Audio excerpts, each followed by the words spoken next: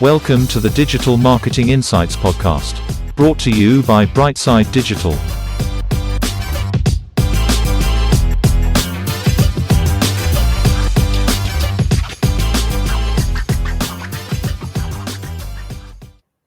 Hi everyone, welcome to the show.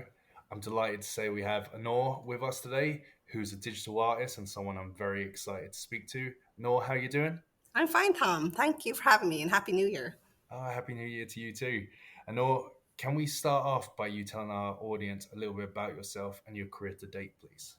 I started off in way back in 2001. I was in Cork Institute of Technology, Munster Technology University now, in Crawford Art College and Design as a fine art student. And I got my degree there, and I went and joined Cork's Red FM, which is one of the biggest local radio stations in Cork.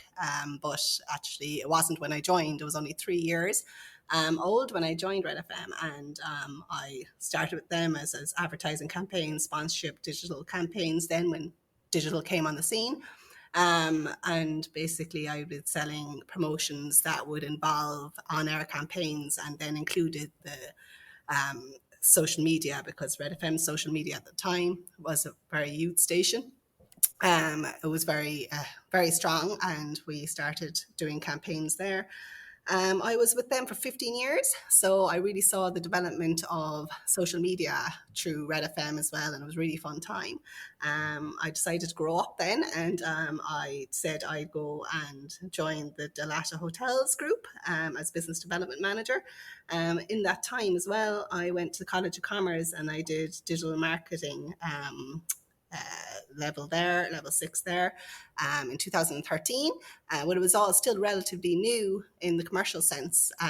So it was something I brought with me, and I liked giving that to clients as well at the time. So then when I went to Delata Hotels, it was just COVID hit, and I was like, oh, right, well, I can't join the hotel right now. So an opportunity came up that I saw. There was a postgrad that I had to apply for the University College Cork, level 9, so equivalent to a master's in digital arts and humanities.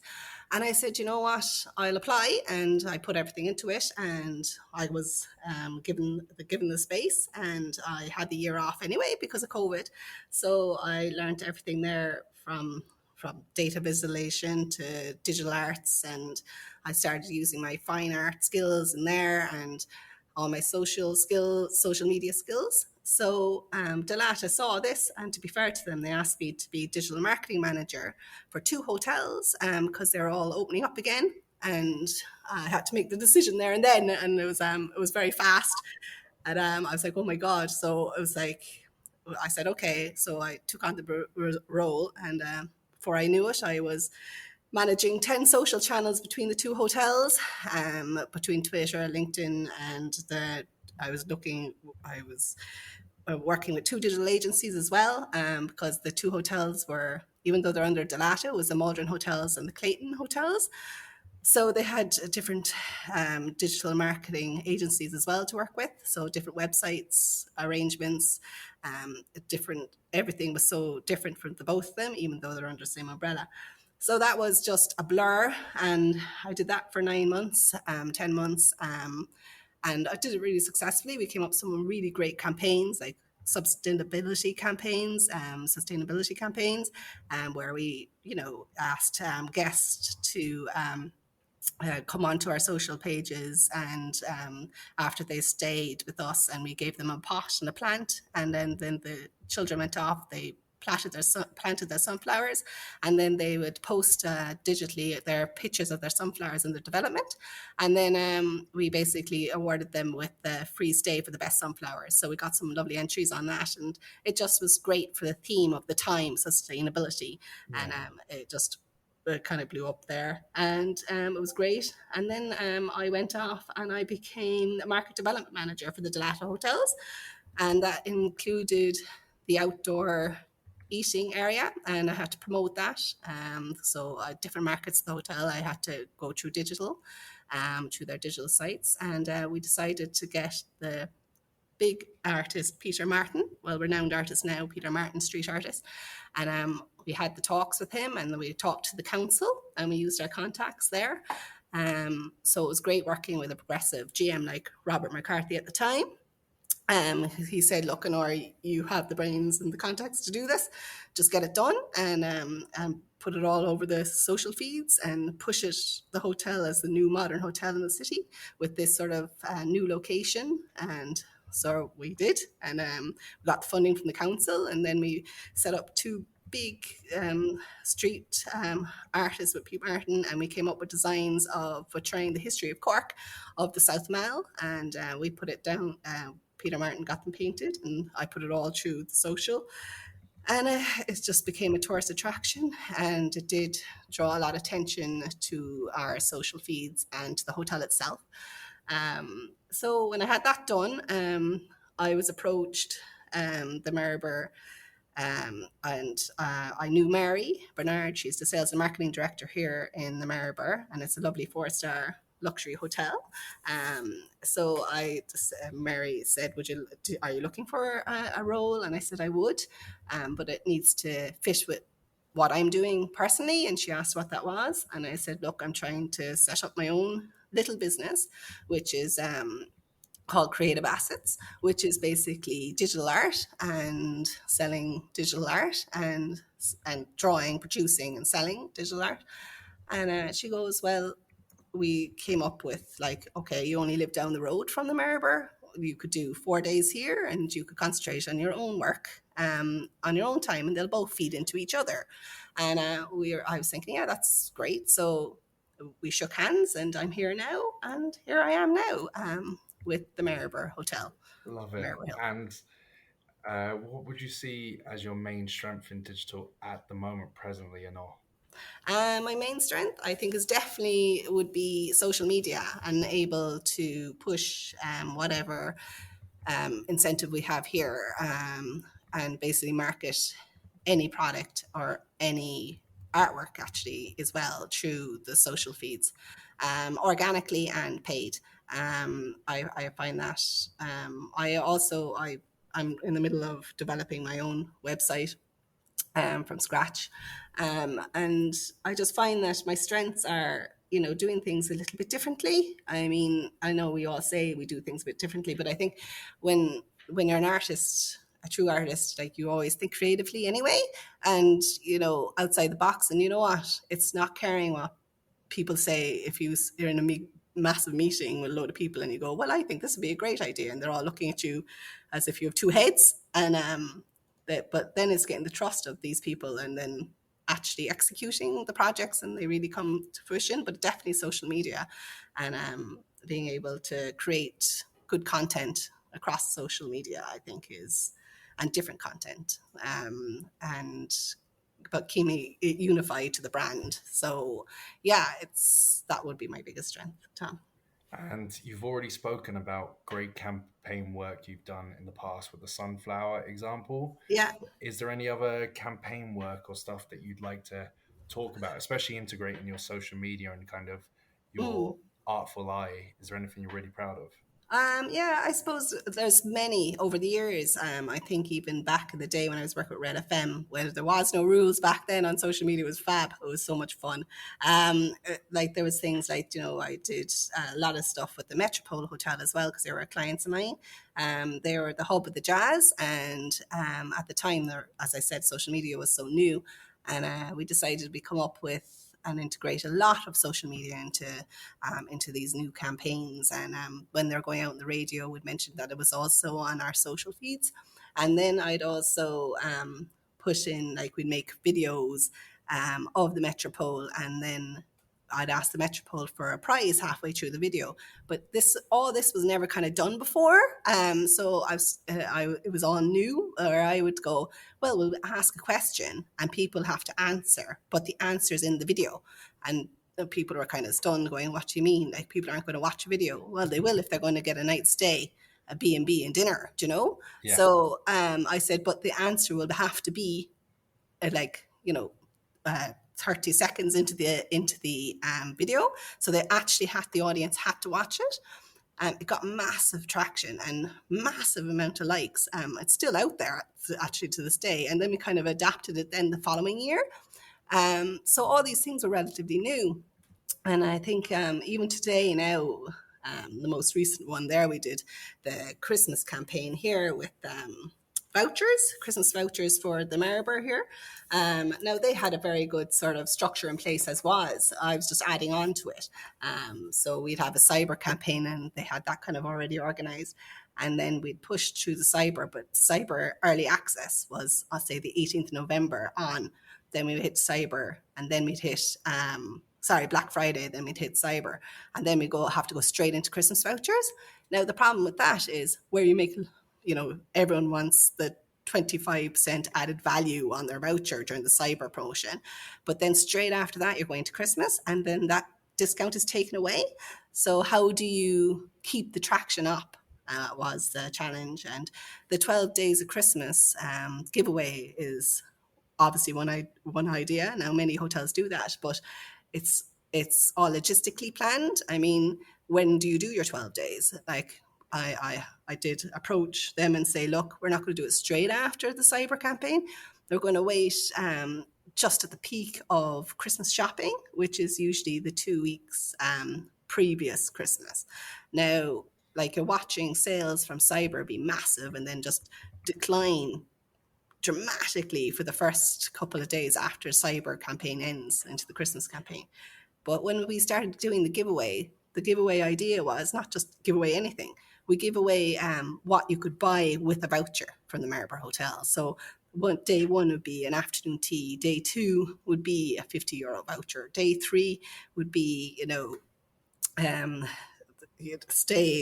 a luxury stay at our dinner at the Bellini's restaurant and stuff like that. So each day had a good prize value, but it was reflective of what we're trying to sell. So it was all connected, and we actually exceeded 2019's Christmas voucher sales, which is massive. So I presume the targets next year are going to be even bigger again. But we'll have to come up with some other idea. But that's what I love. I love data as well, and I like figuring it out, and I like figuring how people think, why they buy something online.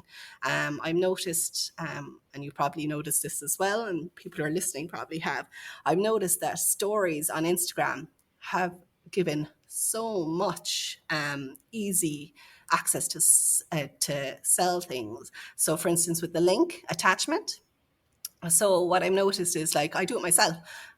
Where I buy something, if the link is there in the stories, I will press it, if it's something that I want, just to even have a look. And I think that is a real improvement in the last 2 years anyway, for selling things online. Obviously having a trustworthy brand to work with and start with, but if you have easy links like that, and really good content, that is a matter of 10 seconds that people want, and then you can click through, and it's so easy, and making that transition from seeing your image to buying that product. If you make it as easy as possible, no third step or anything, I think that's one of the key successes, as I was saying, what I think I'm good at. Love that. And to add on that, is there any softwares that you use as a go-to to help you with a lot of your social work? Yeah, definitely Canva. And I think I was listening to others of your interviewees, and Canva is very strong and very good. I like iMovies too, I like the simplicity of it. And I like when then I'm doing social media paid campaigns or planner, I like Business Suite or Business Manager. I just find that easy to use, and I like that. I don't know if many people know this, but I like the fact that the Canva and so does Business Suite has an app, and because you're not always on the desk at every moment in time. Like, I could be planning some organic campaigns there, organic posts there from my couch, and doing it on my app on my phone, because I've already got the content already created. So it's things like that. You go, oh yeah, maybe that needs another push. Maybe that wedding showcase needs another push. You know what? I'm going to design one on the Canva there on my phone, and in 2 minutes I have one done, and out it goes. So I think those are very important, and to knowing that all these applications now have an app. In the digital art world, then I'd use Sketchbook, and Sketchbook. I love Sketchbook, and yet again another simplicity one, and that's one I learned from UCC actually, as free software.